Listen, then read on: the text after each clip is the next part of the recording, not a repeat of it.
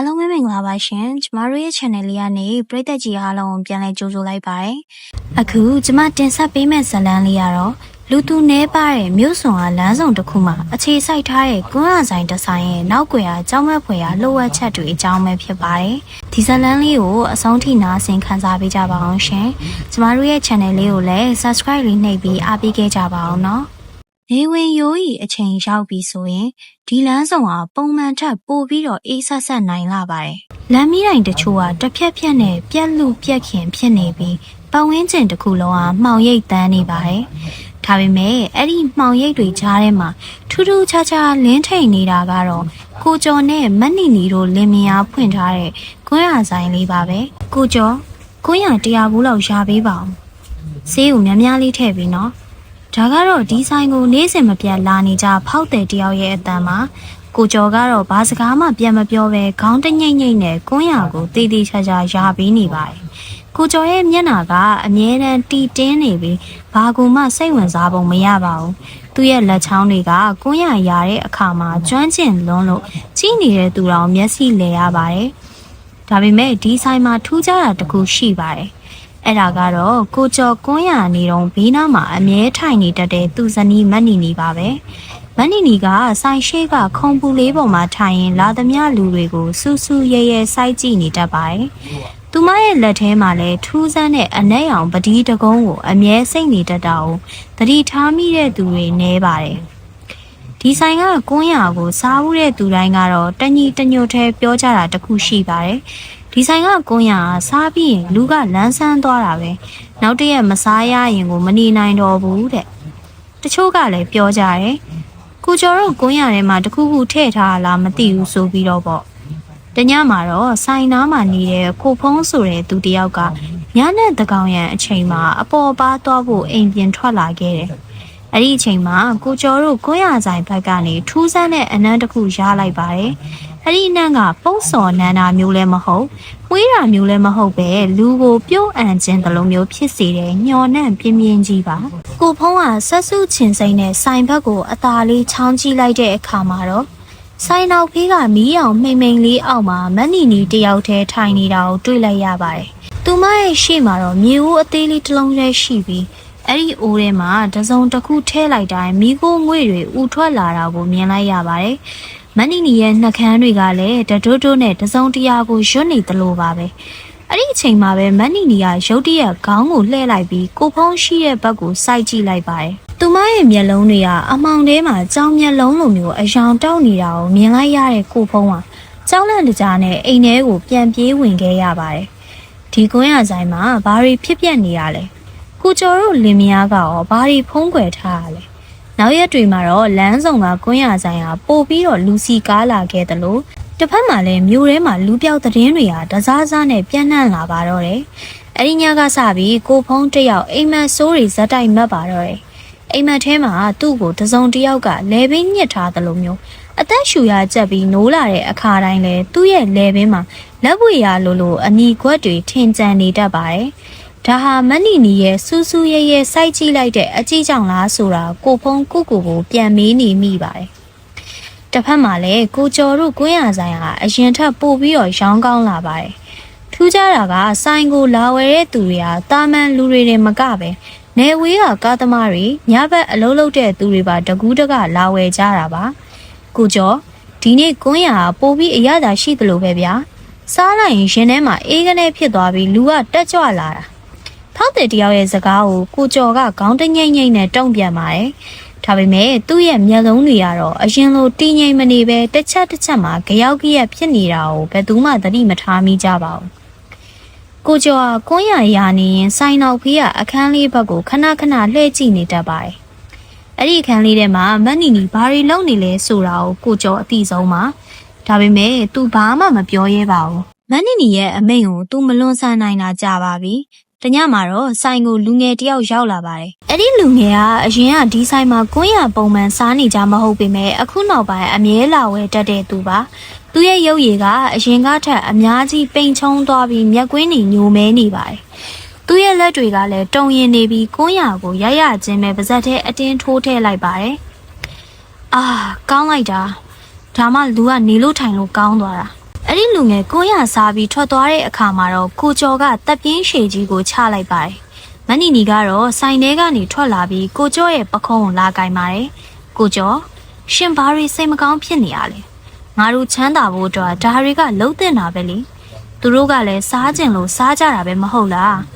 းနီနီရဲ့အတန်ကအေးဆက်ဆက်နိုင်လာပါတယ်သူမရဲ့လက်သေးရှည်ကြီးတွေကကိုကျော်ရဲ့ပခုံးကိုဖိညစ်ထားသလိုပါပဲအဲ့ဒီချိန်မှာပဲလမ်းထိပ်ကနေရဲကားတစ်စီးဖြည်းဖြည်းချင်းမောင်းဝင်လာပါတယ်ကားပေါ်ကနေဆင်းလာတာကတော့လူငယ်စုံတော့ရဲထပ်ပါပဲရဲထပ်ဟာဒီနေ့မြေမှာဖြစ်ပွားနေတဲ့လူပြောင်းမှုတွေကိုစုံစမ်းမှုရောက်လာတာပ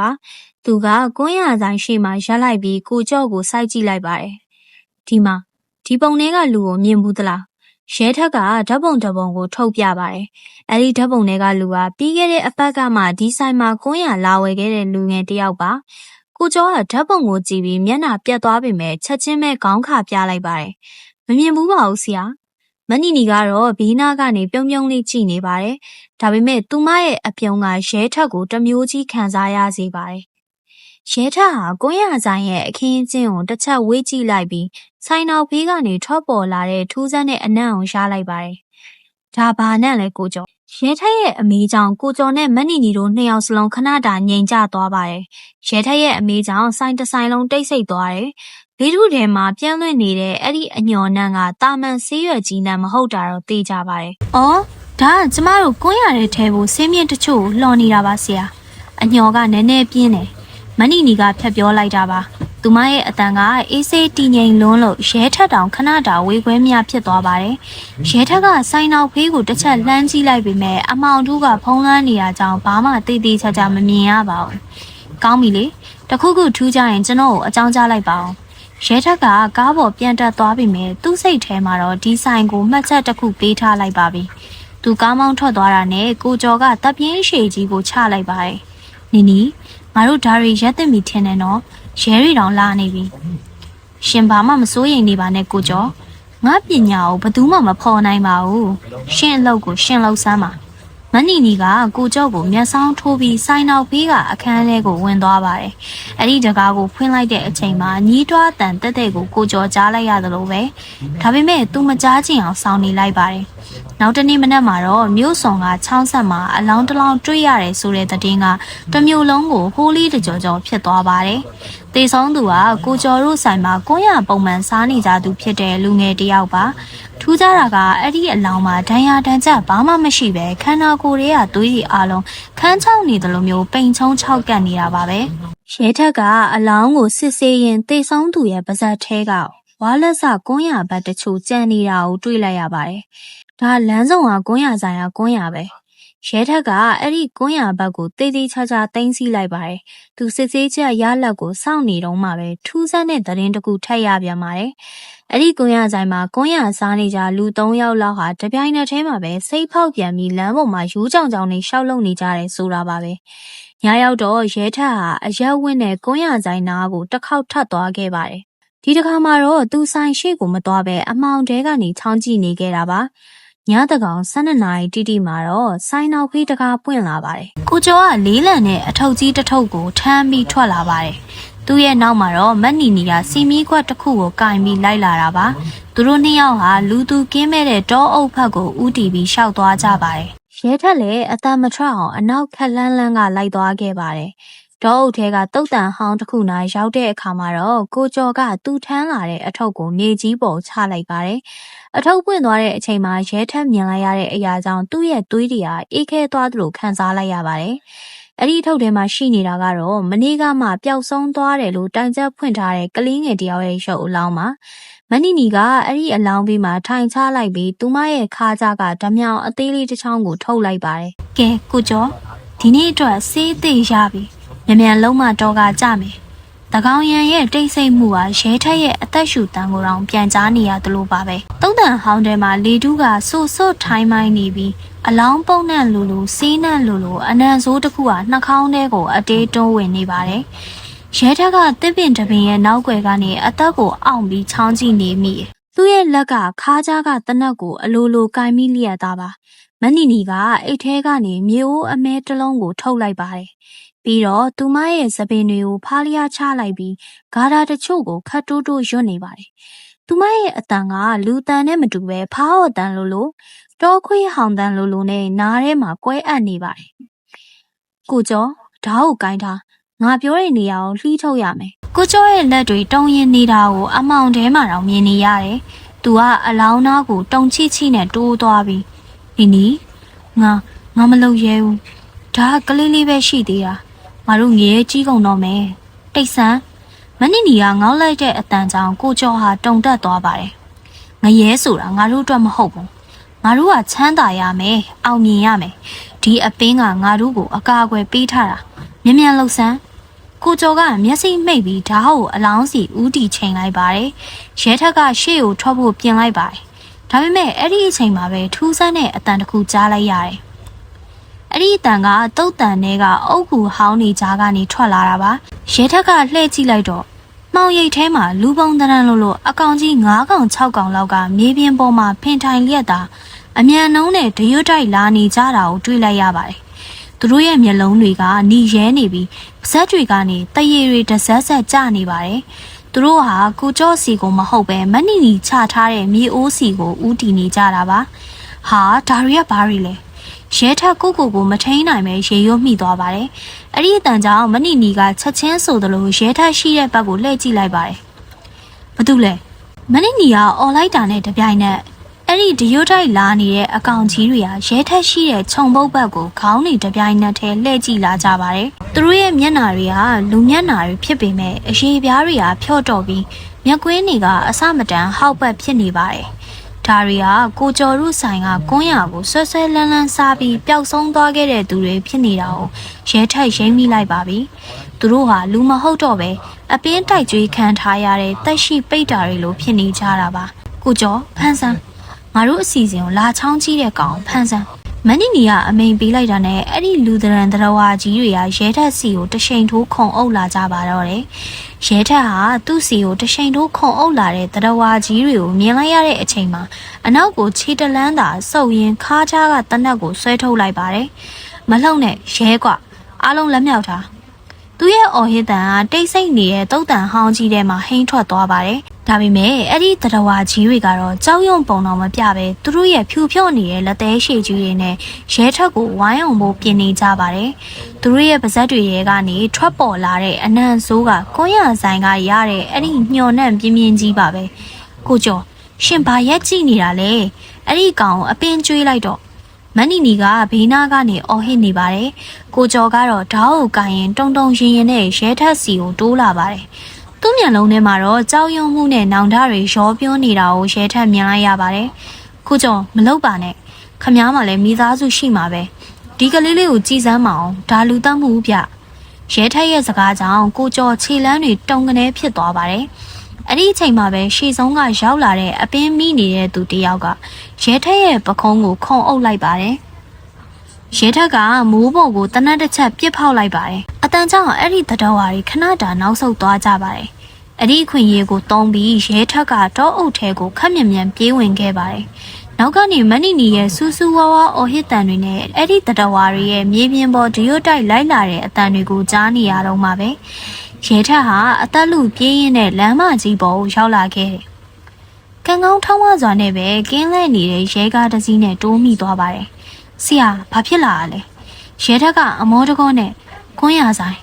လမ်းဆောင်ကကွန်းရဆိုင်ကိုအခုချက်ချင်းသွားကြမယ်။လူပြောင်းမှုတွေရဲ့အဖြေကအဲ့ဒီမှာရဲကားတွေကအိုးအောဆွဲပြီးလမ်းဆောင်ကကွန်းရဆိုင်စီကိုတရှိန်ထိုးမောင်းနှင်သွားကြပါတယ်။ဆိုင်ရှိရောက်တဲ့အချိန်မှာတော့ဆိုင်တကားကပိတ်ထားပြီးတစ်ဆိုင်လုံးမှောင်မဲနေပါတယ်။ရဲထက်ကတကားကိုကန်ဖွင့်ပြီးအထဲကိုဝင်လိုက်တဲ့အခါမှာတော့ဆိုင်ထဲမှာဘယ်သူမှမရှိတော့ပါဘူး။ဒါပေမဲ့ဆိုင်နောက်ဖေးကအခန်းတကားကတော့ဟာဟာလေးပွင့်နေပါတယ်။အဲ့ဒီအခန်းထဲကနေထွက်ပေါ်လာတဲ့အနံကတော့အသက်ရှူရတာခက်ခဲလောက်အောင်ကိုပြင်းထန်လာပါတယ်။ရဲထက်ကဓမီနဲ့ထိုးကြည့်လိုက်တဲ့အခါမှာတော့အခန်းထောင်မှာအမြဲတမ်းတော့ခတ်ထားတဲ့တန်တစ်တာအကြီးကြီးတစ်လုံးကိုတွေ့လိုက်ရပါတယ်။အဲ့ဒီတစ်တာတွေကနေတစုံတစ်ယောက်ကကုတ်ချစ်နေတဲ့အတန်တွေထွက်ပေါ်နေပါတယ်။ရဲထက်ကတစ်တာကိုအားနဲ့ဆွဲခွင်းလိုက်ပါတယ်။ အထဲမှာတွေးလိုက်ရတဲ့အရာကတော့တစ်မျိုးလုံးမှာပျောက်ဆုံးနေရဆိုတဲ့လူတချို့ဟာအဝတ်အစားမပါပဲခန္ဓာကိုယ်တွေပိန်ချုံပြီးအချင်းချင်းထက်လျက်သာပုံနေကြတာပါသူတို့အားလုံးရဲ့ပါးစပ်တွေထဲမှာကွန်းရဖတ်တွေပြည့်နှက်နေပြီးမျက်လုံးတွေကတော့အသက်မပါတော့သလိုမှိန်ဖြော့နေကြပါတယ်ဒါရီကအသက်ရှင်နေကြသေးတာလားရဲရရှိတယောက်ကတုံလောက်စွာနဲ့မေးလိုက်ပါတယ်ရဲထက်ကအနီးကကြည့်လိုက်တော့သူတို့အားလုံးဟာအသက်ရှင်နေကြလုံးပါပဲဒါပေမဲ့သူတို့ဟာလူသားတွေမဟုတ်တော့ပဲကွန်းရဆိုတဲ့အပင်းကိုဆွဲလန်းနေတဲ့တက်ရှိအယုတ်တွေဖြစ်နေကြတာပါအဲ့ဒီအချိန်မှာပဲဆိုင်ပြင်ဘက်ကနေမတ်နီနီရဲ့အော်ဟိရှယ်မောတန်ကိုကြားလိုက်ရပါတယ်နင်တို့ငါ့ကိုဖမ်းလို့မရဘူးဒီလူတွေအားလုံးကငါအပင်းတွေပဲသူတို့ကငါ့ကိုကာကွယ်လိမ့်မယ်ရဲထက်ကဆိုင်ပြင်ဘက်ကိုပြေးထွက်ကြည့်လိုက်တော့အမောင်ထဲမှာမတ်နီနီနဲ့ကိုကျော်တို့ဟာပျောက်ကွယ်သွားပါပြီ။ဒါပေမဲ့ဆိုင်ပတ်လည်မှာတော့မျက်လုံးနီနီတွေနဲ့လူပုံတရံတရဝါတွေကရဲကားတွေကိုဝိုင်းထားကြပါပြီ။ရဲကားရဲ့အချက်ပေးအုပ်အောတန်တွေကတညာလုံးကိုစူညံသွားစေပါတယ်။ဒါပေမဲ့ဆိုင်ပတ်လည်မှာဝိုင်းထားတဲ့မျက်လုံးနီနီတွေကတော့အဲ့ဒီအတန်တွေကိုကြောက်ရွံ့ပုံမရပါဘူး။သူတို့ဟာတဖြည်းဖြည်းချင်းရဲကားတွေစီကိုတိုးကပ်လာကြပါတယ်။ဆရာသူတို့ကလူတွေမဟုတ်တော့ဘူးလား။ရဲငယ်တယောက်ရဲ့အတန်ကတုံရီနေပါတယ်။ရဲထက်ကတနက်ကိုတင်းတင်းဆုပ်ကိုင်သတိထားကြသူတို့တေးအောင်မပြစ်နဲ့ခြေထောက်ကိုပဲပြစ်ပြီးဟန်တားထားသူတို့ကဆေးခတ်ခံထားရတဲ့သားကောင်တွေပဲအဲ့ဒီအချိန်မှာပဲအမောင်တဲကနေမနီနီရဲ့တဟားဟားရဲတန်ကြီးကလေထဲမှာပြန့်လွင့်လာပါတယ်။ပြစ်ကြည့်လေးရဲထက်နင်းရဲ့ကြည်စံကသူတို့ကိုဘာမှလုံးလို့မရဘူးသူတို့ရဲ့သွေးထဲမှာငါရဲ့အပင်းဆေးတွေစီးဆင်းနေပြီသူတို့ကနာကျင်မှုကိုမသိတော့ဘူးမနီနီပြောတာမှန်ပါတယ်ရဲတယောက်ကအနီးကဆုံးတိုးလာတဲ့တတဝါတဦးရဲ့ခြေထောက်ကိုပြစ်လိုက်ပေမဲ့အဲ့ဒီလူကလဲကျမသွားပဲဒီယိုတိုက်လျက်သားနဲ့တင်ရဲသားရဲ့ခြေထောက်ကိုလှမ်းဆွဲလိုက်ပါတယ်စူးရှားတဲ့အော်ဟစ်တန်တွေနဲ့အတူရုံရင်းဆန်ခတ်ဖြစ်ကုန်มาတော့တယ်အားလုံးကားပေါ်တက်စုံမယ်ရဲထက်ကအမိန်ပေးလိုက်ပါတယ်ဒီလိုအခြေအနေမျိုးမှာထိတ်တိုက်ရင်ဆိုင်ဖို့ထက်ဆုတ်ခွာပြီးအင်အားပြန်ဖြည့်ဖို့ကအရေးကြီးမှန်းသူသိလိုက်ပါပြီ။ရဲကားတွေကအသေးအတန်နောက်ဆုံးမောင်းထွက်ခဲ့ကြပါတယ်။နောက်ကိုလှည့်ကြည့်လိုက်တော့လမ်းဆောင်ကခွန်းရဆိုင်လေးရဲ့အမိုးပေါ်မှာမတ်နီနီယာသပင်ဖားလျားချပြီးရက်နေတာကိုမြင်လိုက်ရပါတယ်။သူမရဲ့ဘေးနားမှာတော့ကိုကျော်ကခေါင်းငိုက်ဆိုင်ချပြီးရက်နေပါတယ်။နောက်တနေ့မနက်မှာတော့တမျိုးလုံးထိတ်လန့်တုန်လုံးနေကြပါတယ်။ရဲတပ်ဖွဲ့ကလမ်းဆောင်တစ်ခုလုံးကိုအသွားလာပိတ်ဆို့လိုက်ပေမဲ့ကိုကျော်နဲ့မနီနီတို့ကတော့သဲလွန်စားမရှိပျောက်ကွယ်သွားပါပြီ။ဆိုင်ထဲမှာကြံခဲ့တဲ့တန်တစ်တာတွေကလူတွေကိုတော့ဆေးရုံကိုအရေးပေါ်ပို့လိုက်ရပါတယ်။ရဲထက်ကဆေးရုံကိုလိုက်သွားတဲ့အခါမှာတော့ဆရာဝန်ကြီးတဦးကခေါင်းခါပြပါတယ်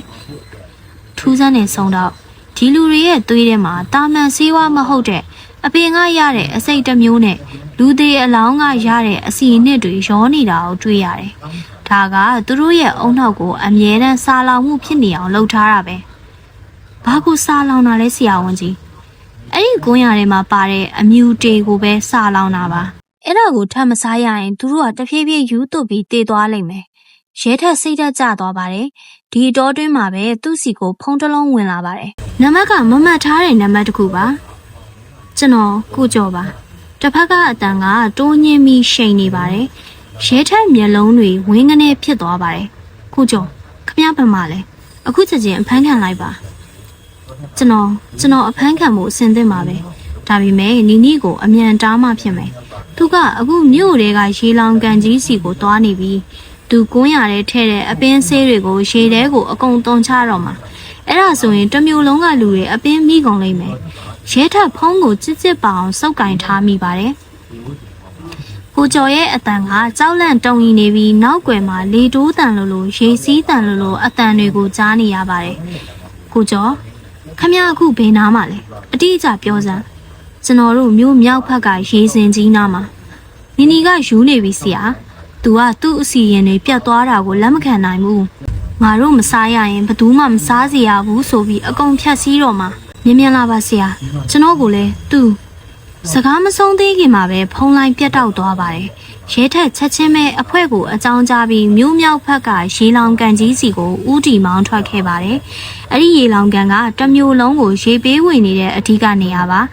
အဲ့ဒီထဲကိုသာမနီနီရဲ့အပင်းဆေးတွေရောက်သွားရင်တော့တစ်မျိုးလုံးကလူတွေဟာကိုယ်ခန္ဓာရှိပြီးဝိညာဉ်မရှိတော့တဲ့အယုတ်တွေဖြစ်ကုန်ကြမှသိကြပါတယ်။ညကမှောင်ဦးစဆိုပေမဲ့ကောင်းကင်မှာလာမင်းကညီမြန်းမြန်းအယောင်တန်းနေပါတယ်။ရေလောင်ကန်ကြီးရဲ့အဝင်ဝကိုရောက်တဲ့အခါမှာတော့ကင်းဆောင်နှစ်ယောက်ဟာတတိလစ်ပြီးမြေပြင်ပေါ်မှာလဲကျနေတာကိုတွေ့လိုက်ရပါတယ်။သူတို့ရဲ့နှကန်းတွေကဖြူဖြော့နေပြီးဗဇက်ထဲမှာတော့ကွန်းရဖတ်တွေအပြည့်ပါပဲ။ရဲထက်ကရေစင်ပေါ်တက်တဲ့တန်းလေးကားအတိုင်းအသာအရာတက်သွားပါတယ်။အပေါ်ဆုံးကိုရောက်တဲ့အခါမှာတော့မြင်ကွင်းကရင်သက်ရှူမောစရာဖြစ်နေပါတယ်။ရေကန်အကျယ်ကြီးရဲ့အလဲမှာရှိတဲ့တရားကူးလန်းပေါ်မှာမန်နီနီယာအဖြူရောင်ဝတ်စုံကြီးကိုဝတ်ထားပါတယ်။သူမရဲ့ရှေ့မှာတော့မြေအိုးကြီး၃လုံးကိုချထားပြီးဦးရဲကနေစိမ့်ပုတ်ပုတ်မီးခိုးငွေတွေထွက်နေပါတယ်။နီနီရက်လိုက်တော့ရဲထက်ကတနက်နေ့ချိန်ပြီးអော်လိုက်ပါတယ်။မန်နီနီယာဖြည်းဖြည်းချင်းလှည့်ကြည့်လာပါတယ်။သူမရဲ့မျက်နှာကအရင်ကထက်အများကြီးအိုမင်းသွားသလိုပါပဲ။မျက်ကွင်းတွေကချိုင်ဝင်နေပြီးပါးစပ်ကနေလည်းသွေးရောင်လိုအနီရောင်အရည်တွေစီးကျနေပါတယ်။ရဲထက်ရှင်နောက်ကျသွားပြီ။ကြည်စမ်းဒီအိုးထဲမှာငါရဲ့နှစ်ပေါင်းများစွာစူဆောင်းထားတဲ့အပင်းမြူတီတွေဒါကိုဒီရေထဲလောင်းချလိုက်ရင်ဒီမျိုးကလူတိုင်းဟာငါရဲ့ကျုံတွေဖြစ်လာကြတော့မှာကိုကျော်ပမာလဲရဲထက်မိလိုက်တဲ့အချိန်မှာမနီနီကသူမရဲ့ဘေးနာကမှောင်ရိပ်တစ်ခုကိုညွှန်ပြလိုက်ပါတယ်။အဲ့ဒီမှာကိုကျော်ဟာကျိုးနဲ့တုံတောင်ခံထားရပြီးပါးစပ်ကိုလည်းအဝတ်နဲ့ပိတ်ထားပါတယ်။သူ့ရဲ့ခြေထောက်တွေမှာလည်းထူးဆန်းတဲ့အဆောင်လက်ဖွဲ့တွေပတ်ထားတာကိုတွေ့ရပါတယ်။ကိုကျော်ကသစ္စာဖောက်ပဲ။သူ့ကိုငါကဒီလောက်ချမ်းသာအောင်လှုပ်ပေးထားတာကိုသူကနင့်ကိုဖုံးဆက်တယ်ပေါ့လေ။အခုတော့သူ့ကိုပဲပထမဆုံးအပင်းကျွေးလိုက်ရမယ်။မနီနီကမြေအိုးထဲကနေဆေးပစ်နေတဲ့အမဲအောင်အရေးတစ်ခွက်ကိုခတ်ထုတ်လိုက်ပြီးကိုကျော်ရဲ့ပါးစပ်ထဲကိုအတင်းလောင်းထဲဖို့ပြင်လိုက်ပါတယ်။မလုံးနဲ့ရဲထက်ကတနက်ကိုပြစ်ဖို့အစင်သင့်ဖြစ်နေပေမဲ့မနီနီကကိုကျော်ကိုကွယ်ထားတဲ့အတွက်ပြစ်လို့မရဖြစ်နေပါတယ်။အဲ့ဒီအချိန်မှာပဲကိုကျော်ကအစွမ်းကုန်ရုံးကန်ပြီးမနီနီကိုရေကန်ထဲဆွဲချဖို့ကြိုးစားလိုက်ပါတော့တယ်။ကိုကျော်ရဲ့ရုတ်တရက်ရုံးကန်လိုက်မှုကြောင့်မနီနီဟန်ချက်ပြတ်သွားပါတယ်။သူမလက်ထဲကအမဲအောင်အရေးတွေပြည့်နေတဲ့ခွက်ဟာကျမ်းမြင်ပေါ်ဖိတ်ဆင်သွားပြီးစူးရှားတဲ့အငွေ့တွေထွက်လာပါတယ်။ကိုကျော်ရှင်ငါ့ကိုတော်လန်ရဲတယ်ပေါ့လေ။မနီနီကဒေါသတကြီးအော်ဟေရင်ကိုကျော်ရဲ့လဲပင်ကိုအားနဲ့ညှစ်လိုက်ပါတယ်။ထူးဆန်းတာကမနီနီရဲ့ခန္ဓာကိုယ်ဟာတာမန်မိန်းမတစ်ယောက်ရဲ့အင်အားမျိုးမဟုတ်ပဲမမြင်ရတဲ့အမောင်စွမ်းအားတစ်ခုကပ်ညှိနေသလိုခွန်အားကြီးမားနေပါတယ်။ကိုကျော်ရဲ့မျက်နှာဟာပြာနှမ်းလာပြီးအသက်ရှူအားကျက်လာပါတယ်။နီလက်ကိုလွှတ်လိုက်စမ်းရဲထက်ကရှေ့ကိုတိုးသွားပေမဲ့မနီနီကမြေအိုးတစ်လုံးကိုခြေထောက်နဲ့ကန်ချလိုက်ပါတယ်။အိုးကွဲသွားပြီးအထက်ကဆေးကက်အရည်တွေဟာရဲထက်ရဲ့ခြေရင်းမှာပြန့်ကျဲသွားပါတယ်။အဲ့ဒီအရည်ကနေထွက်လာတဲ့အနံ့ကိုရှူမိလိုက်တာနဲ့ရဲထက်ခေါင်းတွေမူးဝေလာပြီးအမြင်အာရုံတွေဝေဝါးလာပါတယ်။ဒါအပင်းငွေတွေပဲရှူလိုက်စမ်းရဲထက်နင်လဲငါရဲ့အယုတ်တရုတ်ဖြစ်လာစေရမယ်။ရဲထက်ဟာသူ့ကိုယ်သူထိန်းချုပ်ရင်အိတ်ကက်ထဲကလက်ကင်ပဝါကိုထုတ်ပြီးနှာခေါင်းကိုအမြန်ပိတ်လိုက်ပါတယ်။သူ့ရဲ့စိတ်ထဲမှာတစ်ခုပဲရှိပါတယ်။အဲ့ဒီမြေအိုးတွေရေကန်ထဲမကျသွားစေဖို့ပါပဲ။အဲ့ဒီအချိန်မှာပဲရေကန်ကြီးရဲ့အောက်ခြေကနေထူးဆန်းတဲ့တပြုတ်ပြုတ်အတန်တွေကြားလိုက်ရပါတယ်။ရဲထက်ဓမီနဲ့ထိုးကြည့်လိုက်တော့ရေကန်ရဲ့နေရန်တွေအတိုင်းလူပုံတရံတက်တဝါတွေဟာပင့်ကူတွေလိုကပ်ပြီးတက်လာနေကြတာပါသူတို့ကတော့ကိုကျော်တို့ကိုရဆိုင်ကနေထွက်ပြေးသွားတဲ့အပင်းမိသူတွေပါပဲသူတို့ဟာသူတို့ရဲ့သခင်မဖြစ်သူမနီနီရဲ့အမိန့်ကိုနာခံဖို့ဒါမှမဟုတ်အပင်းဆေးကိုစာလောင်လို့ရောက်လာကြတာဖြစ်ရပါမယ်ကြည်စံငါရဲ့ကလေးတွေရောက်လာပြီသူတို့ကအရန်စာနေကြတာမနီနီကကိုကျော်ကိုလှုပ်ပေးလိုက်ပြီးရေကန်ထဲကိုလက်ညှိုးညွန်ပြလိုက်ပါတယ်ကဲအားလုံးစားကြစမ်းဒီရေကန်ထဲမှာမင်းတို့အတွက်ဆေးတွေအများကြီးရှိတယ်။သူမကနောက်ထပ်မြေအိုးတစ်လုံးကိုမပြီးရေကန်ထဲကိုလောင်းချဖို့ပြင်လိုက်ပါတယ်။ကိုကျော်ကမြေပြင်ပေါ်မှာလဲကျနေရကနေမနီနီရဲ့ခြေထောက်ကိုအားကုန်သုံးပြီးလှမ်းဆွဲလိုက်ပါတော့တယ်။မလုံးနဲ့နီနီမင်းဒါကိုလုပ်ရင်ငါတို့အားလုံးငရဲကိုအခုချက်ချင်းဆင်းရလိမ့်မယ်။ငါကငရဲကလာတာပဲကိုကျော်။မနီနီကကိုကျော်ကိုကန်ထုတ်လိုက်ချိန်မှာပဲရဲထက်ကတနက်ကိုအားကိုပြီးမနီနီကင်ထားတဲ့မြေအိုးကိုတက်တဲ့ချိန်ကပြစ်လိုက်ပါတယ်။မြေအိုးကမနီနီရဲ့လက်ထဲမှာနဲ့ကွဲအပ်သွားပြီးအထဲကအစိတ်ရည်တွေဟာမနီနီရဲ့ကိုယ်ပေါ်ကိုအကုန်ဖိတ်ကျကုန်มาတော့တယ်။မနီနီရဲ့စူးရှားတဲ့အော်ဟစ်တန်ကြီးဟာကောင်းကင်ရန်အထိပဲ့တင်ထပ်သွားပါတယ်။ သူမရဲ့အရေးပြားတွေဟာအဲ့ဒီအရေးတွေနဲ့ထိမိတာနဲ့တပြိုင်နက်မီးလောင်တလုံးမျိုးမဲတူးလာပြီးအခိုးအငွေ့တွေထွက်လာပါတယ်။အစိမ့်မိသွားတာကမနီနီကိုယ်တိုင်ဖြစ်သွားပါပြီ။ဒါပေမဲ့ကန်ဆိုးတာကွဲရသွားတဲ့အိုးတွေကအရေးတချို့ဟာရေကန်ကြီးတဲ့ကိုစိတ်ဝင်သွားခဲ့ပါတယ်။မနီနီရဲ့စူးစူးဝါးဝါအော်ရစ်တန်ဟာရေလောင်ကန်ကြီးရဲ့နံရံတွေကိုရိုက်ခတ်ပြီးပဲ့တင်ထပ်နေပါတယ်။သူမရဲ့ကိုယ်ပေါ်ကိုဖိတ်ကျသွားတဲ့အပင်းအမြူတေတွေဟာတာမန်အက်ဆစ်ထပ်ပိုပြင်းထန်နေသလိုပါပဲ။သူမရဲ့ဖြူဝင်းခဲ့တဲ့အရေးပြားတွေဟာတစ်စက္ကန့်ချင်းစီမှာပဲပုတ်ပွားနေတဲ့တစ်ခေါက်တွေလိုမဲတူးပြီးလိမ့်တက်သွားပါတယ်။ပူတယ်ကိုကျော်ငေါ့ကဲပါအောင်မနီနီကရေကန်ပေါင်းပေါ်မှာလူးလိန်ရင်ကိုကျော်ရှိရာဘက်ကိုလက်လှမ်းပြလိုက်ပါတယ်။ဒါပေမဲ့သူမရဲ့မျက်လုံးတွေကတော့လူမျက်လုံးတွေနဲ့မတူတော့ပဲနီးရဲတောက်နေတဲ့မီးခဲတွေလိုဖြစ်နေပါပြီ။ကိုကျော်ကတော့ကြောက်လန့်တကြားနဲ့နောက်ကိုဆုပ်နေမိပါတယ်။အဲ့ဒီအချိန်မှာပဲပိုပြီးကြောက်စရာကောင်းတဲ့အရာဖြစ်ပျက်လာပါတယ်။ရေကန်ထဲကိုစိတ်ဝင်သွားတဲ့အပင်းဆေးရည်တွေကြောင့်ရေပြင်ကြီးကတဖြည်းဖြည်းနဲ့အယောင်ပြောင်းသွားပါတယ်။ကြည်လင်နေတဲ့ရေတွေကနောက်ကျလာပြီးအောက်ခြေကနေဘူပေါင်းကြီးတွေတပြုံးပြုံးနဲ့တက်လာပါတယ်။နေရန်တိုင်းတက်လာနေတဲ့အပင်းမိသူတွေဟာရေထဲကိုဆေးတွေရောက်သွားတာကိုသိလိုက်တာနဲ့တပြိုင်နက်အားလုံးကရေကန်ထဲကိုတယောက်ပြီးတယောက်ခုန်ချကုန်ကြပါတယ်။မလောက်ကြနဲ့အောက်ဆင်းကြစမ်းရဲထက်ကအော်ဟစ်တားဆီးပေမဲ့မရတော့ပါဘူး။အပင်းမိသူ10ကနန်းလောက်ဟာရေကန်ထဲမှာဆေးရည်တွေကိုတောက်ဖို့အလူရက်ရုန်းကန်နေကြပါတယ်။သူတို့ဟာရေထဲမှာတင်အချင်းချင်းကြိုက်ခဲနေကြသလိုတချို့ကလည်းရေအောက်ကိုငုံရှိုးသွားကြပါတယ်။ဆုံးတော့ဟိုမှကြည့်အောင်ကိုကျော်ကတုံရီနေတဲ့လက်ညှိုးနဲ့ရေကန်အလဲကိုညွှန်ပြပါတယ်။ရေကန်အလဲမှာရေဝဲကြီးတစ်ခုဖြစ်ပေါ်လာပြီးအဲ့ဒီဝဲတွေကနေအနက်ရောင်အရေးကြီးတစ်ခုဟာတဖြည်းဖြည်းချင်းကြွတက်လာပါတယ်။အဲ့ဒါကတော့မနီနီနှစ်ပေါင်းများစွာမွေးမြူထားတဲ့အပင်းဝင်းကြီးရဲ့ပုံသဏ္ဍာန်ပါပဲ။အားလုံးသိကြစေရမယ်။ငါရဲ့အပင်းကအခုရေနဲ့ပေါင်းဆက်သွားပြီ။ဒီမျိုးကလူတွေဒီရေကိုတောက်လိုက်တာနဲ့ငါရဲ့ကျုံတွေဖြစ်ကုန်ကြတော့မှာ။မနီနီကနာကျင်နေတဲ့ကြားကနေယူသွတ်စွာရေမောလိုက်ပါတယ်။သူမဟာရုတ်တရက်ရေကန်ထဲကိုခုန်ချဖို့ပြင်လိုက်ပါတယ်။သူမကိုယ်တိုင်ရေနဲ့ပေါင်းဆက်ပြီးအစီအရင်ကိုအဆုံးသတ်ဖို့ကြိုးစားတာပါ။မဖြစ်ဘူး။သူရေထဲကိုရောက်သွားရင်တားလို့ရမှာမဟုတ်တော့ဘူး။ရဲထက်ကကိုကျော့ကိုကြည့်လိုက်ပါတယ်။ကိုကျော့ရဲ့မျက်လုံးထဲမှာဆုံးဖြတ်ချက်တစ်ခုချလိုက်တဲ့အရေးအယောင်ကိုတွေ့လိုက်ရပါတယ်။ဆုံတော့ဒီအစီအရင်ကိုဖျက်ဖို့နီးလန်းတစ်ခုပဲရှိတယ်။အဲ့ဒါကဒီအပင်းကိုစတင်ခဲ့တဲ့သူရဲ့သွေးနဲ့ပြန်ပြီးချိတ်ပိတ်ရမှာကျွန်တော်မှာအပြစ်တွေအများကြီးရှိခဲ့ပါပြီအခုတော့ကျွန်တော်ပေးဆက်ရမယ့်အချိန်ရောက်ပြီ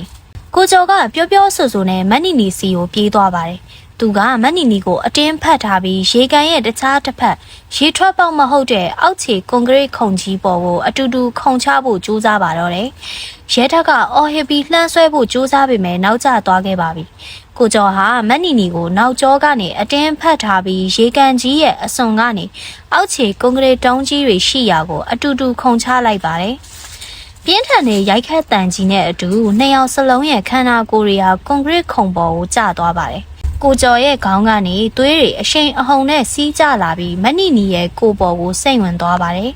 ်ထူးဆန်းတာကကိုကျော်ရဲ့သွေးတွေကမနီနီရဲ့ကိုယ်ပေါ်ကအပင်းဆေးရည်တွေနဲ့ထိမိလိုက်တဲ့အခါမှာတော့မီးတောက်တွေလိုတောက်လောင်တလိုမျိုးတစ်ဖြက်ဖြက်နဲ့အယောင်တွေထွက်လာပါတယ်မနီနီရဲ့စူးရှားတဲ့အော်တန်ကြီးဟာတစ်ချက်ထဲမှာတင်ရက်တန့်သွားပါတယ်ကိုကျော်ကတော့သတိတစ်ချက်လွတ်မသွားခင်မှာရဲထက်ကိုလှမ်းကြည့်ပြီးအာယူကပြောလိုက်ပါတယ်ဆုံတော့ဟိုဘက်ကရေပိတ်တကားကိုအမြန်ပိတ်လိုက်တော့အပင်းကငါသွေးနဲ့ချုပ်လိုက်ပြီဒါပေမဲ့ရေတွေကဟာရဲထက်ကကိုကျော်ညွန်ပြတဲ့နေရာကိုကြည့်လိုက်တော့ရေလောင်ကန်ရဲ့အဓိကရေပေးဝေတဲ့ပြုံပေါက်ကြီးကိုတွေးလိုက်ရပါတယ်အဲ့ဒီပြုံထဲကိုအစိတ်သင့်နေတဲ့ရေတွေမစည်းဝင်သွားဖို့ရဲထက်ကတန်မင်းကြီးတွေကိုအားကုန်သုံးပြီးလှည့်ပိတ်လိုက်ပါတယ်တန်ကြီးတက်နေတဲ့ဘိန်းကြီးကခက်ခက်ခဲခဲလဲသွားပြီးရေစီးတန်ကြီးကဝုန်းကနေရက်တန့်သွားပါတယ်။မြို့ထဲကိုအပင်းဆေးရင်တွေရောက်မသွားအောင်တားဆီးနိုင်ခဲ့ပါပြီ။ရဲထက်ကအောက်ခြေကိုအပြေးလွှာဆင်းသွားတဲ့အခါမှာတော့ကိုကျော်ဟာသွေးရိုင်ထဲမှာလဲနေပါတယ်။မနီနီကတော့ထူးဆန်းစွာပဲသူမရဲ့ခန္ဓာကိုယ်ဟာပြာမုံတွေလိုတဖြည်းဖြည်းကြေမွပျက်စီးသွားပြီးအငွေ့ပြန်သွားပါတော့တယ်။သူမရဲ့အောက်လန်းပညာတွေဟာပိုင်ရှင်နဲ့အတူတပါးတည်းပျောက်ကွယ်သွားတာပါ။ကိုကျော်ခမအားတင်းတောင်းရဲထက်ကကိုကျော်ရဲ့ခေါင်းကိုမလိုက်ပါတယ်။ကိုကျော်ကအားနည်းစွာနဲ့ပြုံးလိုက်ပါတယ်။ကျွန်တော်အဖြစ်တွေစေးကြောခွင့်ရသွားပြီ။ဆိုင်နောက်ဖေးကအခန်းထဲမှာစာအုပ်တအုပ်ရှိတယ်။အဲ့ဒါကိုမီးရှို့ဖျက်ဆီးလိုက်ပါဆုံးတော့ အဲ့ဒါအပင်းရဲ့မူလစာအုပ်ပဲကိုကျော်ကပြောပြီးတာနဲ့မျက်လုံးတွေမှိတ်ကျသွားပါတယ်တစ်ဖက်မှာလည်းရေကန်ထဲမှာရှိနေတဲ့အပင်းမိသူတွေဟာမဏိနီတေဆုံးသွားတာနဲ့တပြိုင်နက်အားရင်တွေကုန်ခန်းပြီးရေပေါ်မှာအသက်မဲ့စွာပေါ်လာကြပါတယ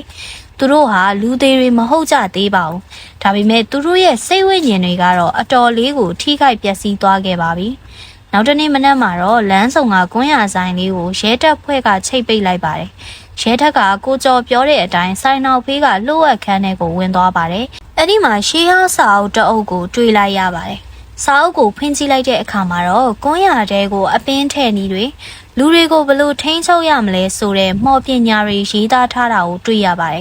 ရဲထက်ကအဲ့ဒီစာအုပ်ကိုဆိုင်ရှိမှနဲ့မီးပုံရှို့လိုက်ပါတယ်စာအုပ်မီးလောင်နေတဲ့အချိန်နဲ့အတူကွန်းရဆိုင်လေးကလည်းတပါးတဲ့မီးလောင်ကျွမ်းသွားပါတော့တယ်အမောင်တို့ရဲ့အကျွင်းကြံတွေဟာမီးခိုးငွေ့တွေနဲ့အတူကောင်းငင်ပေါ်ကိုပြောင်းလင့်သွားပါတယ်။မီးလောင်ကျွမ်းနေတဲ့ကွန်းရဆိုင်လေးရဲ့အပြင်ဘက်မှာရဲထက်ဟာမီးခိုးငွေ့တွေကိုငေးကြည့်ရင်ရက်နေမိပါတယ်။ဆိုင်လေးကတော့ပြဖြစ်သွားပါပြီ။ဒါပေမဲ့မြို့သူမြို့သားတွေရဲ့စိတ်ထဲမှာဆွဲကြံနေခဲ့တဲ့ထိတ်လန့်မှုတွေကတော့အလွယ်တကူပြဖြစ်သွားမှာမဟုတ်ပါဘူး။ကိုကျော်ကတော့ကံကောင်းထောက်မစွာနဲ့အသက်မသေးခဲ့ပါဘူး။ဒါပေမဲ့သူ့ရဲ့ဦးခေါင်းတန်ရာကပြင်းထန်လွန်းလို့ဆေးရုံမှာတတိမရပဲအိမ်မောကြနေသေးပါ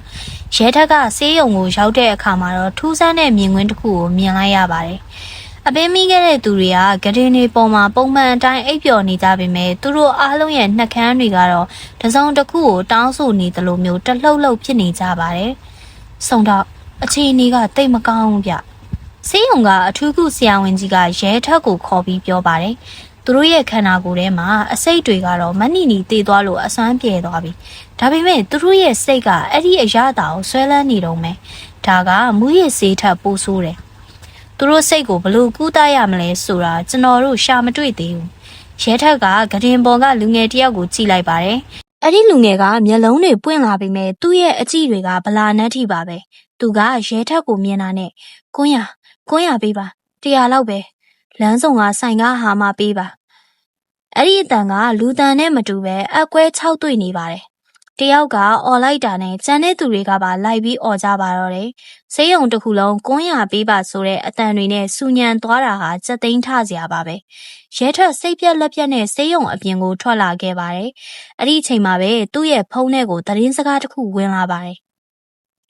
ဆရာလမ်းဆောင်ကကွန်းရဆိုင်မီးလောင်တဲ့နေရာမှာထူးဆန်းတာတစ်ခုတွေ့လို့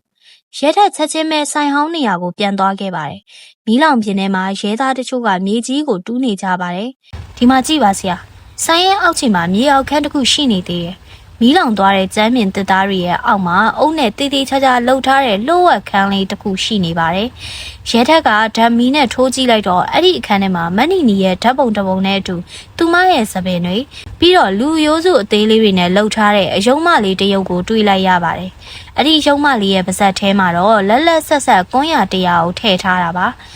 ါဒါကဘလို့ဖြစ်နိုင်မှာလဲဆိုင်ကမီးလောင်သွားတာလေဒီအယုတ်ကဘာလို့မလောင်တာလဲရဲထက်ကလက်အိတ်စွပ်ပြီးအဲ့ဒီအယုတ်ကိုကင်ကြည့်လိုက်တဲ့အချိန်မှာပဲအယုတ်ရဲ့မျက်လုံးကတဖြည်းဖြည်းချင်းပွင့်လာသလိုသူခံစားလိုက်ရပါတယ်တစ်ဆက်တည်းမှာပဲမြို့ထဲကနေဖုံးတစ်လုံးထပ်ဝင်လာပါတယ်ဆရာမြို့ထဲကတခြားကွန်းရဆိုင်တစ်ဆိုင်မှာအပင်းဆေးတွေထွက်တွေ့ရလို့သတင်းရပါတယ်ရဲထက်ရဲ့လက်ထဲကအယုံမလေးကအေးဆက်ဆက်နိုင်လာပါတယ်မီးလောင်ပြင်းကြီးထဲမှာဒီအယုတ်လေးတရုတ်ထဲကပဲမီးမခပဲကြံရစ်နေတာဟာတဘာဝလွန်နေတာတော့အမှန်ပါပဲတခြားဆိုင်မှာလည်းတွေ့ရဟုတ်လားအခုချက်ချင်းသွားမယ်ရဲထက်ကအယုတ်ကိုတက်တိကန်အိတ်ထဲတီးတီးချာချာထည့်လိုက်ပြီးသတင်းရတဲ့နေရာကိုအပြေးလွှာမောင်းထွက်ခဲ့ပါတယ်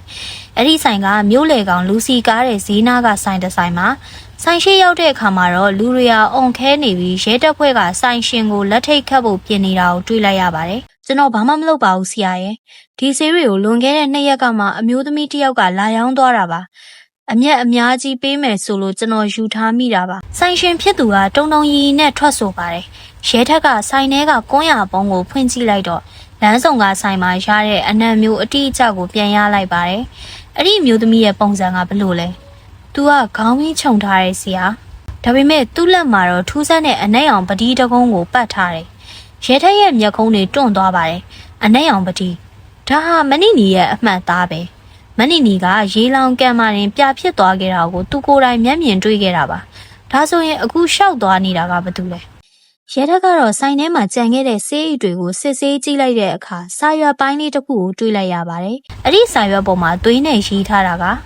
အစွဲလန်းဆိုတာတေချင်းတရားနဲ့တောင်ဖြတ်လို့မရအောင်။အဲ့ဒီညမှာပဲဆေးရုံကနေနောက်ထပ်ထိတ်လန့်စရာသတင်းတစ်ခုရောက်လာပါတယ်။သတင်းမရပဲအိပ်ပျော်နေတဲ့ကိုကျော်ဟာရုတ်တရက်မျက်လုံးပွင့်လာပြီးအော်ဟစ်နေတယ်ဆိုတာပါပဲ။ရဲထက်ဆေးရုံကိုအပြေးသွားတဲ့အခါမှာကိုကျော်ကဂရင်ပေါ်မှာရုန်းကန်နေပြီးဘေးကတူနာပြုတ်တွေကိုကြောက်လန့်တကြားကြည့်နေပါတယ်။တူလာနေပြီစုံတော့နီနီကမသိသေးဘူး။ तू ကအပင်းထဲမှာဝင်ပုန်းနေတာ။ကိုကျော်ရဲ့စကားကြောင့်အခန်းထဲကလေတူးကစက်ခနဲအေးဆက်သွားပါတယ်။အပင်းထဲမှာဝင်ပုန်းနေတယ်ဆိုတာဘာလို့ဆိုလိုတာလဲကိုကျော်။ तू ကသူ့ရဲ့ဝိညာဉ်ကိုအမြူတေထဲမှာထည့်ထားခဲ့တာ။အဲ့ဒီအမြူတေတွေကိုစားမိတဲ့သူတိုင်းဟာနီနီရဲ့ကိုဝါးတွေဖြစ်လာကြတော့မှာ။အခုမြို့ထဲမှာအဲ့ဒီဆေးတွေပြန့်နေပြီမဟုတ်လား။တားလိုက်ပါမြန်တားလိုက်ပါကိုကျော်ကပြောရင်းနဲ့ပါဇက်ကနေအမြုပ်တွေထွက်လာပြီးတကူလုံးတောင့်တင်းသွားပါတယ်။အဲ့ဒီအချိန်မှာပဲဆေးရုံရဲ့မီးတွေကတစ်ဖြက်ဖြက်နဲ့မှိတ်တုံဖြစ်လာပါတယ်။မှောင်ရိပ်ကျသွားတဲ့ဆေးရုံလမ်းမထက်မှာခေါင်းမီးခြုံထားတဲ့အမျိုးသမီးတစ်ယောက်ရဲ့အရေးကတဖြည်းဖြည်းချင်းရှောက်လာနေတာကိုရဲထက်မြင်လိုက်ရပါတယ်။သူမရဲ့လက်ထဲမှာတော့အနက်ရောင်ပတိတကုန်းကတလှုပ်လုံးနဲ့ဆေးရုံစင်းကြံလမ်းရဲ့မီးချောင်းတွေကတစ်ဖြက်ဖြက်နဲ့မြည်ပြီးငိမ့်သွားလိုက်ပြန်လင်းလာလိုက်ဖြစ်နေပါတယ်။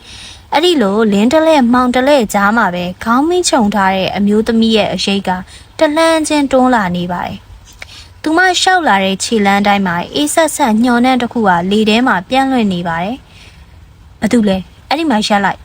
ရဲထက်ကတနက်ကိုအသင့်ပြင်ပြီးអော်လိုက်ပါတယ်။ဒါပေမဲ့အဲ့ဒီအမျိုးသမီးကမရက်တဲ့အပြင်ခေါင်းကိုတဖြည်းဖြည်းချင်းမောကြည့်လာပါတယ်။ခေါင်းမူးချုံအောက်ကမြင်လိုက်ရတဲ့မျက်နှာကမနီနီရဲ့မျက်နှာမဟုတ်ပါဘူး။အသက်20ဝန်းကျင်လောက်ပဲရှိအောင်မဲ့ဆေးရုံကတူနာပြူမလေးတယောက်ရဲ့မျက်နှာပါ။ဒါပေမဲ့သူမရဲ့မျက်လုံးတွေကတော့အယောင်မရှိပဲဗလာဖြစ်နေပြီးပါဇက်ကနေတော့မနီနီရဲ့အကွဲကွဲအတန်ကြီးထွက်လာပါတယ်။ရဲထက်နင့်ကိုငါပြောသားပဲငါ့ကိုဘယ်သူမှတတ်လို့မရဘူးဆိုတာငါကအခုဒီမင်းကလေးရဲ့သွေးသားထဲမှာရှောင်းနေပြီ။န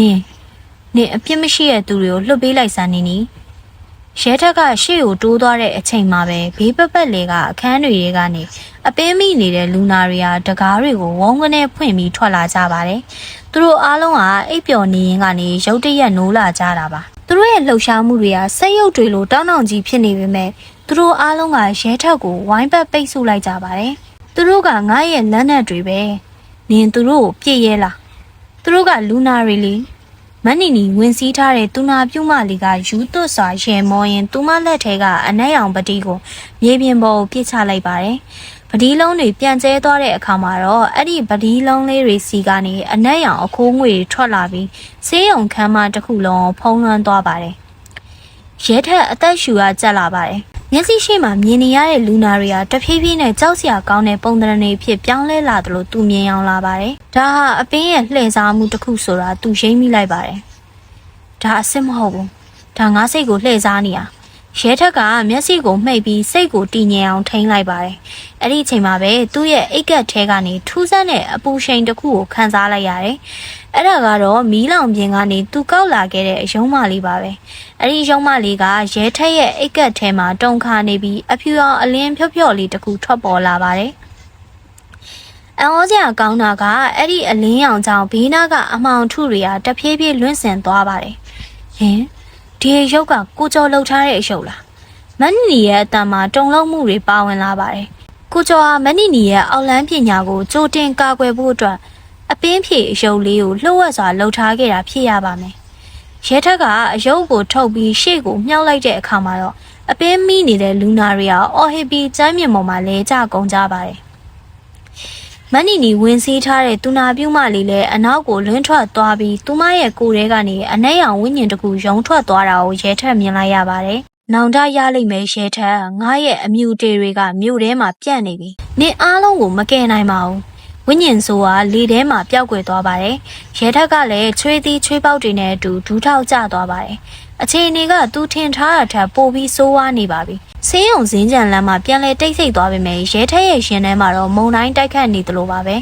တတိလစ်သွားတဲ့လူနာပြုမလေးနဲ့လဲကျနေတဲ့လူနာတွေကိုဆရာဝန်တွေကအပြေးလွှားလာရောက်ကူညီကြပါတယ်ရဲထက်ကတော့သူ့လက်ထဲကရုံးမလေးကိုကြည့်ရင်အံ့ဩနေမိပါတယ်အဲ့ဒီရုပ်လေးကဘာကြောင့်မနီနီကိုဟန်တားနိုင်ရတာလဲသူချက်ချင်းပဲကိုကျော်ရှိရာအခန်းကိုပြန်ပြေးသွားပါတယ်ကိုကျော်ကအောက်ဆီဂျင်ပိုက်တန်းလန်းနဲ့အသက်ကိုခက်ခဲစွာရှူနေရပါတယ်ရဲထက်အနားရောက်သွားတဲ့အခါကိုကျော်ကမျက်လုံးကိုအာယူဖွင့်ပြီးရဲထက်ရဲ့လက်ကိုတင်းတင်းဆုပ်ကင်လိုက်ပါတယ်။ဆုံတော့ကျွန်တော်မှအချိန်သိမ့်မရှိတော့ဘူး။နီနီကသူ့ပိုင်နဲ့အောက်လန်းစာအုပ်ထဲကဝိညာဉ်ကူးပြောင်းခြင်းအတက်ကိုသုံးသွားတာ။သူ့ရဲ့မူလခန္ဓာကိုပျက်စီးသွားပေမဲ့သူ့ရဲ့အညိုးတေးတွေကအမြူတေးတွေထဲမှာကျန်နေခဲ့တယ်။ကျွန်တော်သိပါတယ်။အခုမြို့ထဲမှာလည်းအဲ့ဒီဆေးတွေပြန့်နေပြီ။ဒါကိုဘလို့ရပ်တန့်ရမလဲကိုကျော်။ကိုကျော်ကချောင်းတဟုတ်ဟုတ်ဆိုရင်အာယူပြောနေပါတယ်။နီနီရဲ့အပင်ကအစာပေါ်မှာအခြေခံတာလူတွေကအဲ့ဒီကွန်းရကိုစားမိမှအပင်ဝင်တာဒါပေမဲ့အဲ့ဒီအပင်အားလုံးကိုချုပ်ကင်ထားတဲ့အမိအမြူတေဆိုတာရှိသေးတယ်။အဲ့ဒါကိုဖြတ်စည်းနိုင်မှအားလုံးလွတ်မြောက်မှာ။အဲ့ဒီအမိအမြူတေကဘာမှလဲ။နီနီကအဲ့ဒါကိုလူတွေမထင်မှတ်တဲ့နေရာမှာဝှက်ထားတာ။ကျွန်တော်တို့ရဲ့အိမ်ဟောင်းဆိုင်နောက်ကအိမ်ဟောင်းရဲ့မြေအောက်မှာမဟုတ်ဘူးမြို့လေကောင်ကနိုင်စင်အဟောင်းကြီးရဲ့အောက်ခြေမှာအဲ့ဒီနေရာကမြို့ရဲ့အချက်ချာကျတဲ့နေရာဖြစ်လို့အပင်းရဲ့အရှိန်ဝါကမြို့တစ်မြို့လုံးကိုလွှမ်းမိုးနိုင်အောင်သူကအဲ့ဒီမှာသွားမြုပ်ထားတာကိုကျော်ကပြောရင်းနဲ့အသက်ရှူတန်းတွေပြင်းထန်လာပါတယ်ဆုံတော့အဲ့ဒီအရုပ်လေးကိုဒီနေရာကိုယူသွားပါဆုံတော့ဒီရုပ်လေးကိုအဲ့ဒီနေရာကိုယူသွားပါဒီရုပ်ထဲမှာကျွန်တော်ရဲ့သွေးနဲ့နီနီကိုချစ်ခဲ့တဲ့တနာခဲ့တဲ့စိတ်တွေနဲ့လှုပ်ထားတဲ့အစီအရင်တွေရှိတယ်အဆိုးကိုအကောင်းနဲ့တုံ့ပြန်မှဒီချိန်စာကကြည်မှာကိုကျော်ရဲ့လက်တွေကဖြည်းဖြည်းချင်းရှော့ကျသွားပါတယ်စက်ပစ်စီတွေရဲ့မြည်တမ်းဟာတောက်လျှောက်ဖြစ်သွားပြီးကိုကျော်တယောက်ငြိမ်သက်သွားပါတော့တယ်ရဲထက်ဟာခဏတာဝမ်းနေသွားပြီမဲ့အချိန်ဆွဲလို့မရမှန်းသူသိပါတယ်သူချက်ချင်းပဲရဲစခန်းစီကိုဖုံးဆက်ပြီးမြို့လေကနိုင်စင်စီကိုအင်အားအလုံးရင်းနဲ့လာဖို့အမိန့်ပေးလိုက်ပါတယ်။ဒါပေမဲ့မြို့ထဲကိုမောင်းဝင်လာတဲ့လမ်းမှာရဲထက်မြင်လိုက်ရတဲ့မြင်ကွင်းကထိတ်လန့်စရာပါပဲ။လမ်းမေးကကွန်းရဆိုင်တွေမှာကွန်းရဝဲစားထားတဲ့လူအုပ်ကြီးကလမ်းမပေါ်မှာယူးကြောင်ကြောင်နဲ့ရှောက်သွားနေကြပါတယ်။တချို့ကလည်းမြေပြင်ပေါ်မှာဝစ်တွားပြီးတစုံတစ်ခုကိုရှာဖွေနေကြသလိုတချို့ကလည်းအချင်းချင်းကြိုက်ခဲနေကြပါတယ်။အပင်းရအာနီတင်ကမြို့ထဲမှာအရှိန်အဟုန်နဲ့ပြန့်နှံ့နေပါပြီ။ရဲထက်နိုင်စင်စီကိုရောက်သွားတဲ့အခါမှာတော့နိုင်စင်ကြီးရဲ့ထိတ်မှာခေါင်းမူးခြုံထားတဲ့အမျိုးသမီးရဲ့ပုံရိပ်ကြီးကပုံမိုကြီးမားလာပြီးမြို့တစ်မြို့လုံးကိုအမောင်ထုနဲ့လွှမ်းခြုံဖို့ပြင်နေတာကိုတွေ့လိုက်ရပါတယ်။မြို့လေကောင်ကရှေးဟောင်းနိုင်စင်ကြီးကလာရအောင်အောက်မှာအယိုး6ကြီးတစ်ခုလိုတောက်တောက်မတ်မတ်ကြီးရှိနေတာပါ။ဒါပေမဲ့ပုံမှန်နဲ့မတူတာကနိုင်စင်ကြီးရဲ့ဆက်ရန်ရားတန်တွေဟာပုံမှန်မြည်တမ်းမဟုတ်ပဲလူတယောက်ရဲ့နှလုံးခုန်တန်လိုမျိုးလေးလံစွာမြည်ဟီးနေတာပါရဲထက်ကားပေါ်ကနေဆင်းလိုက်တာနဲ့ပူအိုက်ဆူဆွတ်တဲ့လေတူးကသူ့ကိုတားဆီးလိုက်ပါတယ်နိုင်စင်ပပတ်လင်မှာတော့အပင်းမိနေတဲ့လူအုပ်ကြီးဟာအဝိုင်းလိုက်ထိုင်နေကြပါတယ်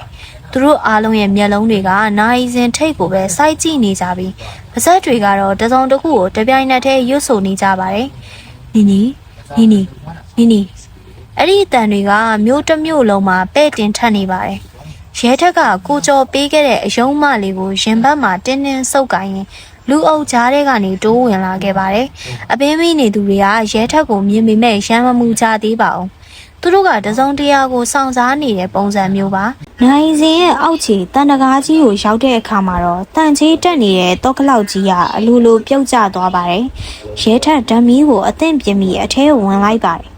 နိုင်စင်အတွင်းမှာတော့အနံ့ကလူသေးကောင်ပုံနဲ့နဲ့ကွန်းရညော်နဲ့ရောနေပြီးအသက်ရှူရတာအလွန်ခက်ခဲလာပါတယ်။နိုင်ငံတွေမှာတော့အနံ့ရောင်မှုတွေလိုမျိုးအပင်းမြူတေတွေကကန့်ညိနေပါတယ်။ရဲထက်ကလှေကားအတိုင်းအောက်ခြေမြေအောက်ခန်းထဲကိုဆင်းသွားခဲ့ပါတယ်။မြေအောက်ခန်းရဲ့အလယ်မှာတော့ထူးဆန်းတဲ့အရာတစ်ခုရှိနေပါတယ်။အဲ့ဒါကတော့လူနှလုံးသားပုံသဏ္ဍာန်ရှိတဲ့အသားဆိုင်ကြီးတစ်ခုပါ။အဲ့ဒီအသားဆိုင်ကြီးကနိုင်စင်ရဲ့ဆက်ရန်တရားတွေနဲ့သွေးကြောတွေလိုဆက်သွယ်ထားပြီးတုံခါနေပါတယ်။အဲ့ဒါကတော့ကိုကျော်ပြောတဲ့အမိအမြူတေးပါပဲ။နောက်ဆုံးတော့ရှင်ရောက်လာပြီပဲရဲထက်။အတန်ကအသားဆိုင်ကြီးရဲ့နောက်ွယ်ကထွက်လာတာပါ။ခေါင်းမူးခြုံထားတဲ့အရေးကြီးကဖြည်းဖြည်းချင်းထွက်လာပါတယ်။ ဒီတခါတော့သူမရဲ့ပုံတရံကလူနဲ့မတူတော့ပဲအမောင်တူးနဲ့လှုပ်ထားတဲ့ကြောက်ရွံ့ကြီးလိုဖြစ်နေပါပြီရှင်ကဒီအမြူတေကိုဖျက်ဆီးကျင်တာလားစမ်းကြည့်လေဒါပေမဲ့တတိထားနော်ဒီအမြူတေတွေထဲမှာအခုဒီမျိုးထဲမှာရှိနေတဲ့လူပေါင်းများစွာရဲ့ဝိညာဉ်တွေရှောင်းနေပြီရှင်တာကိုဖျက်ဆီးလိုက်ရင်သူတို့အားလုံးလည်းတေကုန်ကြလိမ့်မယ်မန်နီနီရဲ့စကားကြောင့်ရဲထက်ရဲ့လက်တွေတုံသွားပါတယ်ဒါဟာတစားကန်လှုပ်ပြီးချင်းချောက်တာပါမင်းလိန်နေတာနီနီကိုကျော်ပြောခဲ့တယ်မင်းရဲ့အစီရင်ကအတူရောင်နေပဲမင်းကလူတွေရဲ့စာလောင်မှုကိုအသုံးချပြီးသူတို့ရဲ့စိတ်ကိုချုပ်ထားတာပဲရှိတာသူတို့ရဲ့ဝိညာဉ်ကမင်းစီမှာမရှိဘူးရဲထက်ကပြောပြောဆိုဆိုနဲ့ကိုကျော်ရဲ့အယုံမလေးကိုအသားဆိုင်ကြီးစီကိုပြစ်ပေါက်လိုက်ပါတယ်အယုံမလေးကအသားဆိုင်နဲ့ထိမိတာနဲ့တပြိုင်နက်အဖြူအောင်မီတောက်တွေကအသားဆိုင်ပေါ်မှာကူးဆက်လောင်ကျွမ်းသွားပါတယ်မန်နီနီရဲ့အရေးကြီးကလည်းနာကျင်စွာနဲ့လူးလှိမ့်နေပါတယ်အပြင်ဘက်ကလူအုပ်ကြီးကလည်းတပြိုင်နက်တည်းအော်ဟစ်လိုက်ကြပါတယ်ဒါပေမဲ့အသားဆိုင်ကြီးကအလွယ်တကူပြက်စီးမသွားပါဘူးအဲ့ဒီအစားအသားဆိုင်ထဲကနေအနက်ရောင်လက်တံတွေထွက်လာပြီးရဲထက်ကိုရစ်ပတ်ဖို့ကြိုးစားပါတော့တယ်နေမှာငါရဲ့အစာဖြစ်လာစေရမယ်ရဲထက်နိုင်စင်အောက်ချီကမြေအောက်ခန်းဟာငရဲကန်းတစ်ခုလိုဖြစ်နေပါပြီရဲထက်ရဲ့ခြေထောက်တွေကိုအသားဆိုင်ကြီးစီကနေထွက်လာတဲ့စေးကက်ကက်အနက်ရောင်လက်တံတွေကကြစ်ကြစ်ပါအောင်ရစ်ပတ်ထားပါတယ်အဲ့ဒီလက်တံတွေကနေတဆင်အေးဆက်ဆက်အစိမ့်ငွေတွေဟာရဲထက်ရဲ့အရေးပြားတွေကိုစိတ်ဝင်မှုစူးစမ်းနေပါတယ်ရုံးနေပါနဲ့တော့ရဲထက်ရှင့်ရဲ့စိတ်သက်ခိုင်မာမှုကငါ့အတွက်အကောင်းဆုံးအားဖြည့်စေပဲမန်နီနီရဲ့အတန်ကနိုင်ရန်တွေစီကနေထွက်ပေါ်နေသလိုမျိုးပဲ့တင်ထက်နေပါတယ်။အပေါ်ထက်ကနှလုံးခုန်တန်ကြီးကလည်းပိုပြီးမြန်လာပါတယ်။အဲ့ဒီတန်နဲ့အတူအပြင်ဘက်ကအပင်းမိနေတဲ့သူတွေဟာနိုင်စင်တကားကိုအတင်းတွန်းဖွင့်ပြီးအထဲကိုဝင်လာကြပါပြီ။သူတို့ရဲ့မျက်လုံးတွေကနီရဲနေပြီးပါးစပ်တွေကအမဲအောင်ရေတွေစီးကျနေပါတယ်။သူတို့ဟာလူသားတွေနဲ့မတူတော့ပဲဗိုက်ဆာနေတဲ့တောရိုင်းတရိတ်ဆန်တွေလိုရဲထက်စီကိုတရွတ်တိုက်လာနေကြပါတယ်။ကိုကျော်ကျွန်တော်ကိုကူညီပါအောင်ရဲထက်ကအသက်ရှူရကြက်နေတဲ့ကြားကနေစိတ်ထဲကနေရေယုံမိပါတယ်အဲ့ဒီအချိန်မှာပဲအသားဆိုင်ကြီးပေါ်ကိုကြားရောက်နေတဲ့ကိုကျော်ရဲ့အယုံမလေးစီကနေထူးဆန်းတဲ့အပြောင်းလဲတစ်ခုဖြစ်ပေါ်လာပါတယ်အယုံမလေးရဲ့မျက်လုံးတွေထဲကနေသွေးရောင်အလင်းတန်းတွေထွက်ပေါ်လာပြီးအသားဆိုင်ကြီးရဲ့သွေးကြောတွေတဲကိုစိတ်ဝင်သွားပါတယ်အဲ့ဒါကတော့ကိုကျော်ကွယ်လွန်ကနီးမှာထည့်ပေးလိုက်တဲ့သူ့ရဲ့နောက်ဆုံးအသက်တက်နဲ့နောင်နာစိတ်တွေပါပဲဘာဖြစ်တာလဲဒါမဖြစ်နိုင်ဘူးမန်နီနီရဲ့အရေးကြီးကရုတ်တရက်တုန်ခါလာပါတယ်အသားဆိုင်ကြီးကအပြင်ကလာတဲ့အဖြူအောင်အလင်းနဲ့အတွင်းကနေတိုက်စားနေတဲ့ကိုကျော်ရဲ့သွေးတက်ကြားမှာညက်ပြီးပေါက်ကွဲလူမတက်ဖြစ်လာပါတယ်ရဲထက်ကသူ့ကိုရစ်ပတ်ထားတဲ့လက်တံတွေအားပြော့သွားတာကိုသတိထားမိလိုက်ပါတယ်သူကရုံးကန်ပြီးခါးကြားမှာနောက်ဆုံးကြံနေတဲ့မီးလောင်ပုံကိုဆွဲထုတ်လိုက်ပါတယ်ဒါဟာမင်းတို့လင်းမယားရဲ့အမားတွေအတွက်ဇက်သိမ်းမနေနီရဲထက်ကမီးပွင့်ကိုချစ်လိုက်ပြီးအသားဆိုင်ကြီးရဲ့အလဲဘကိုကိုကျော်ရဲ့အယုံမလေးရှိတဲ့နေရာကိုတက်တက်ပစ်ထည့်လိုက်ပါတယ်ပြင်းထန်လာတဲ့ပေါက်ကွဲတန်ကြီးနဲ့အတူအသားဆိုင်ကြီးကမီးဟုံးဟုံးတောက်သွားပါတယ်အဲ့ဒီမီးကတာမန်မီးမဟုတ်ပဲအပြာရောင်တန်းနေတဲ့ဝိညာဉ်မီးတောက်တွေပါမန်နီနီရဲ့ဆူရှာလာတဲ့အော်ဟစ်တန်ကြီးဟာနိုင်စင်ကြီးတစ်ခုလုံးတုံခါသွားအောင်ထွက်ပေါ်လာပြီးနောက်တဖြည်းဖြည်းနဲ့အားနဲ့ပျောက်ကွယ်သွားပါတယ်အထဲကိုဝင်လာတဲ့အပင်းမိသူတွေဟာလည်းမီးတောက်ရဲ့အရှိန်ကြောင့်လဲကျကုန်ကြပါတယ်သူတို့ရဲ့ကိုယ်ထဲကအနှဲရောင်အငွေ့တွေကပါးစပ်ကနေတဆင့်အပြင်ကိုလင်းထွက်သွားတာကိုရဲထက်မြင်လိုက်ရပါတယ်နိုင်စင်ကြီးရဲ့ဒုတ်ဒုတ်ဆိုတဲ့အတန်ကြီးရက်တန့်သွားပါတယ်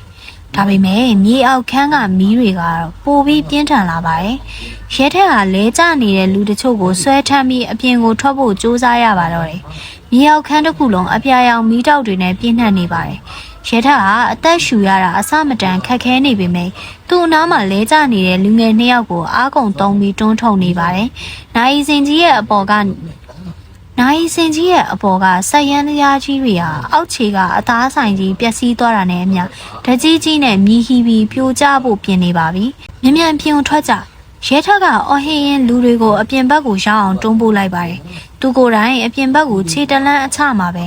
ပြင်းထန်လာတဲ့မြေလှုပ်ခတ်မှုကြီးတစ်ခုနဲ့အတူမြို့လေကောင်ကနိုင်စင်ကြီးဟာတဝက်ကနေကျိုးပြက်ပြီးမြေပြင်ပေါ်ကိုပြိုကျသွားပါတော့တယ်။ဖုံမုံတွေနဲ့အပြာရောင်မီးခိုးငွေ့တွေဟာလမ်းမတစ်ခုလုံးဖုံးလွှမ်းသွားပါတယ်။ခဏအကြာမှာတော့အပြင်ဘက်မှာအတန်တွေဟာထူးဆန်းစွာတိတ်ဆိတ်သွားပါတယ်။ရဲထက်ကဖုံမုံတွေကြားကနေချောင်းတဟုတ်ဆိုရင်ထွက်လာခဲ့ပါတယ်။လမ်းမပေါ်မှာဝေတွားနေခဲ့တဲ့အပင်းမိသူတွေဟာအခုတော့တာမန်လူတွေလိုပဲကြောင်အန်းနဲ့ဘေဘီကိုဝေးကြည့်နေကြပါတယ်။သူတို့ရဲ့မျက်လုံးထဲကနီးရဲနေတဲ့အယောင်တွေပျောက်ကွယ်သွားပါပြီ။ငါဘယ်ရောက်နေရလဲ။ဘာတွေဖြစ်ကုန်တာလဲ။လူတွေရဲ့အတန်တွေကစိုးရင်တုန်လှုပ်မှုတွေနဲ့အတူပြန်လဲထွက်ပေါ်လာပါတယ်။အပင်ရဲ့ချိန်စာကတော့ပြည့်သွားခဲ့ပါပြီ။ဒါပေမဲ့နိုင်စင်ကြီးရဲ့ပြိုကျပျက်စီးနေတဲ့အမိုက်ပုံကြီးတွေကြားထဲကနေရဲထက်မြင်လိုက်ရတာကတော့အနက်ရောင်အငွေတချို့ဟာမြေပြင်ပေါ်မှာကပ်ပြီးမြို့ပြင်ဘက်ကိုတရွရွနဲ့လွင့်ပါသွားတာကိုပါမဏိနီရဲ့ဝိညာဉ်ကလုံးဝအုပ်တုံပျက်စီးသွားတာလာ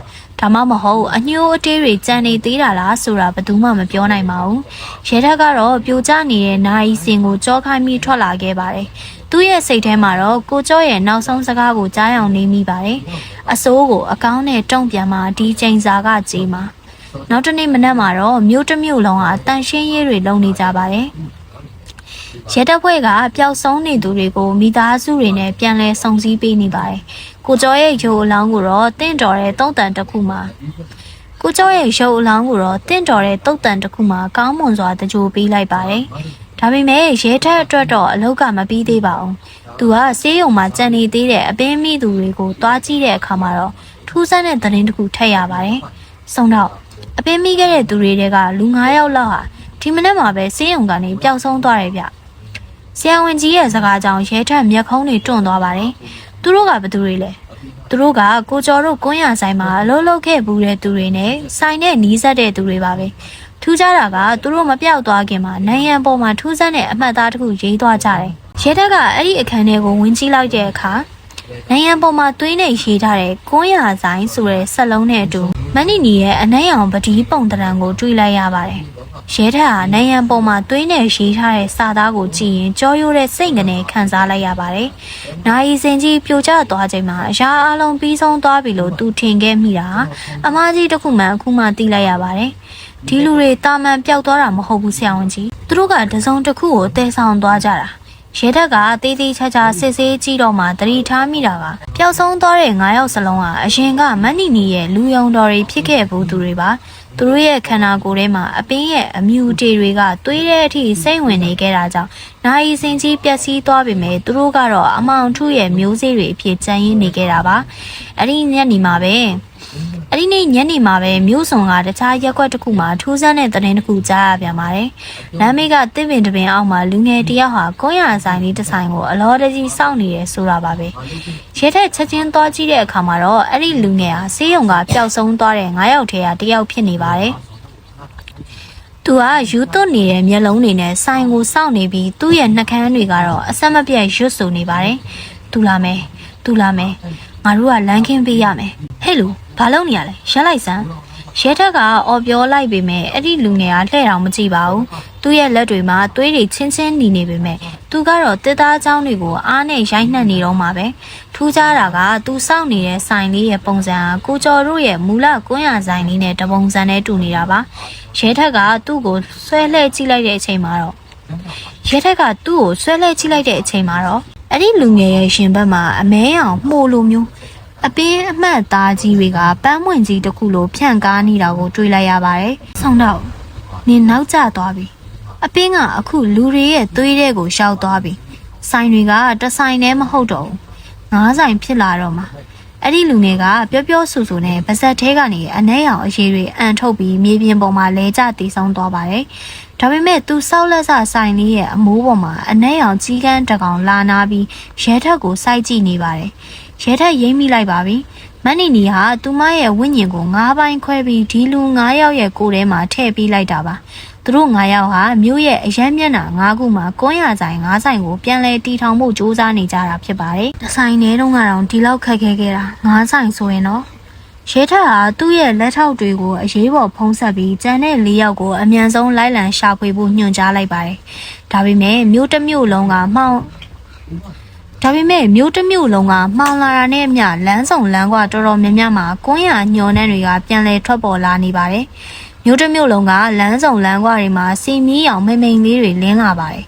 ဒါပေမဲ့အဲ့ဒီမီးရောင်တွေကနှွေးထွေးမှုမပါဘဲအေးဆက်ဆက်နဲ့ကြောက်စရာကောင်းလာပါတယ်ရဲထက်စုံစမ်းကြည့်လိုက်တော့မြို့ရဲ့အရှိအနောက်တောင်မြောက်အရက်လေးမျက်နှာလုံးမှာဆေးရုံကထွက်ပြေးသွားတဲ့သူတွေကခွန်းရဆိုင်လေးတွေတပြိုင်နက်တည်းဖွင့်လှစ်လိုက်ပြီဆိုတာသိလိုက်ရပါတယ်။ဆရာအခြေအနေကမကောင်းဘူး။အဲ့ဒီဆိုင်တွေနားကိုဘယ်သူမှကတ်လို့မရဘူးဖြစ်နေတယ်။ရဲငယ်တယောက်ကဖုန်းထဲကနေတုံတုံရီရီနဲ့သတင်းပို့ပါတယ်။ဆိုင်ပတ်လေးမှာအရင်ကထပ်ပိုပြင်းထန်တဲ့အမောင်ထုအတားအဆီးတွေရှိနေသလိုအဲ့ဒီဆိုင်ကကွန်းရကိုစားမိတဲ့သူတွေကချက်ချင်းဆိုသလိုပဲဆိုင်ဆောင်အပင်းရုပ်တွေအဖြစ်ပြောင်းလဲသွားကြပါတယ်။